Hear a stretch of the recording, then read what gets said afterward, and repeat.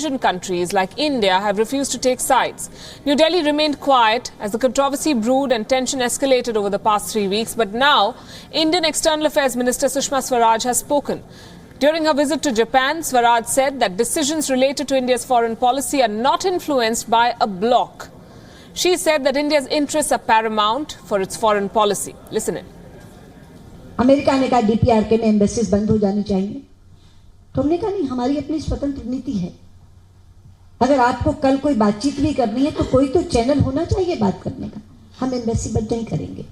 अभी भी Russian diplomats निकाले जा रहे हैं, लेकिन भारत जब भी अपनी नीति तय करता है, मूल मंत्र है राष्ट्रहित सर्वोपरि।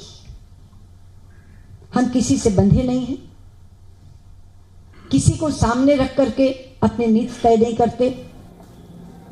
India isn't beholden to anyone, she says. Russia and the West have always had a turbulent relationship.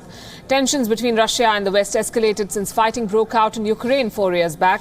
Since then, each side has accused the other of hypocrisy and interference.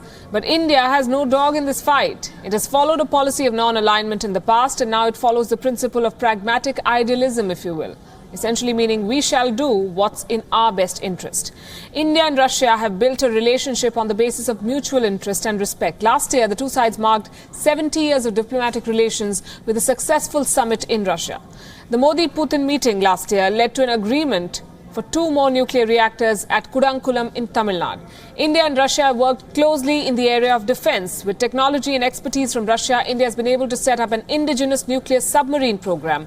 Moscow continues to back New Delhi's demand for reform at the United Nations, which also includes India's bid for a permanent seat at the United Nations Security Council. And the Kremlin has not shied away from publicly announcing its support for India's membership to the nuclear suppliers group. So it's understandable that India hasn't joined the bandwagon of nations expelling Russian diplomats. Now, the spy poisoning episode has had another interesting fallout. Donald Trump and Theresa May seem to have resolved their differences. United States and the United Kingdom seem to have joined hands against an old adversary, Russia. President Trump and Prime Minister May talked over the phone on Wednesday. A press release from the White House says that both leaders, quote-unquote, discussed the need to dismantle Russian spy networks. This comes amid heightened rhetoric between Moscow and the West. Washington has thrown its support behind the May government. But before the spy poisoning saga broke out, remember, both sides shared a rather bitter relationship. Last year, President Trump decided to postpone his visit to the UK. This was after British lawmakers opposed the visit. The opposition was sparked by Trump's comments about the new US embassy in London. He described the project as a bad deal. President Trump has also had frequent run-ins on Twitter with London's Mayor Sadiq Khan. Both the British Prime Minister and Mr. Khan had slammed Trump for retweeting a tweet from a British far-right party.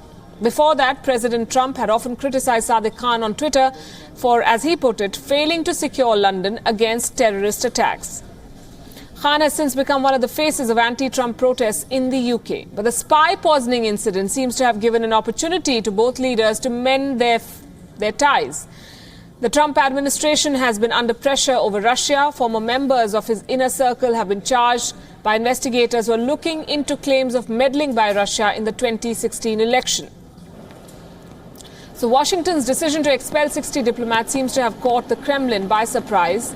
Vladimir Putin, who had hoped to win a friend in the White House after the 2016 US election, has all the reasons to be disappointed in Donald Trump, at least on the face of it. But the US president himself finds his hands tied at the moment by the Russia probe. Strong actions against Russia helped the White House in diverting attention from the Cambridge Analytica disclosures, services of which were allegedly used by the Trump campaign for the 2016 election. Sounds like a big muddle. The point is that Trump and Theresa May are talking now thanks to this Russian spy poisoning episode. Soviet Union, meanwhile, may have collapsed in 1991, but the spirit of its world-famous spy organization, the KGB, is still alive in Russia.